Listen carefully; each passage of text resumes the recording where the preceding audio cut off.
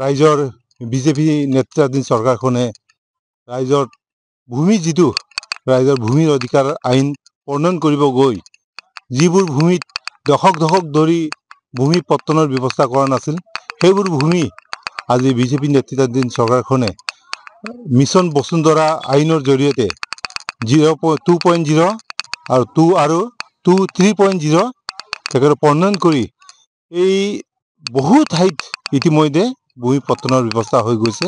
কিন্তু আমি দেখা গৈছে যিহেতু ধেমাজি জিলাৰ চিচি বৰগাঁও ৰাজহ চক্ৰৰ অন্তৰ্গত ডিমৌ আৰু দিছমুৰৰ বহু ৰাইজৰ ভূমি ইতিমধ্যে এই মুহূৰ্তলৈকে ভূমি পট্টা তেখেতসকলে পাবলৈ সক্ষম হোৱা নাই।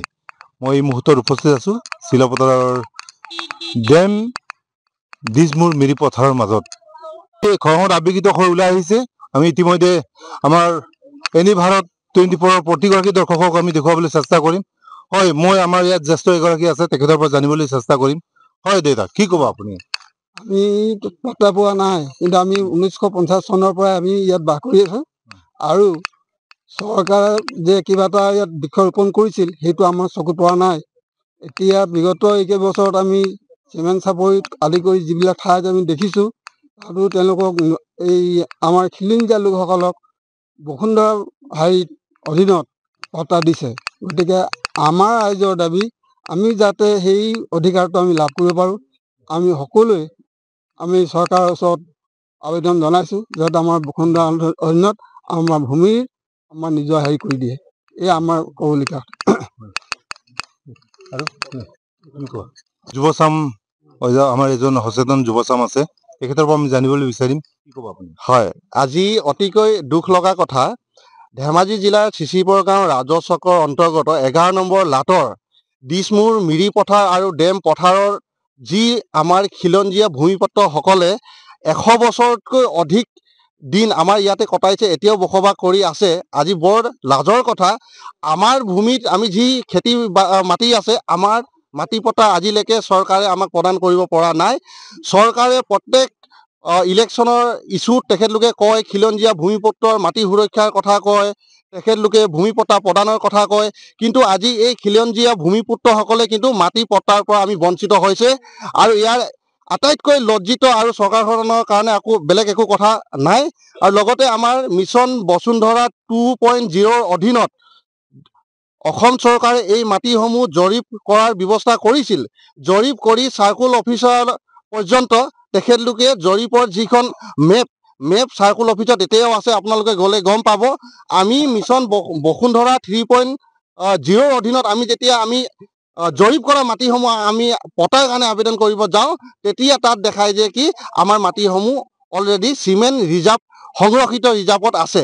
ইয়াতকৈ দুখৰ বিষয় আমি চকুৰে দেখি আহিছোঁ, এই পথাৰখনত আমাৰ আজু ককাহঁতৰ দিনৰ পৰা এই পথাৰখনত ফৰেষ্টৰ কোনো ধৰণৰ এজোপা গছ পুলিও নাই।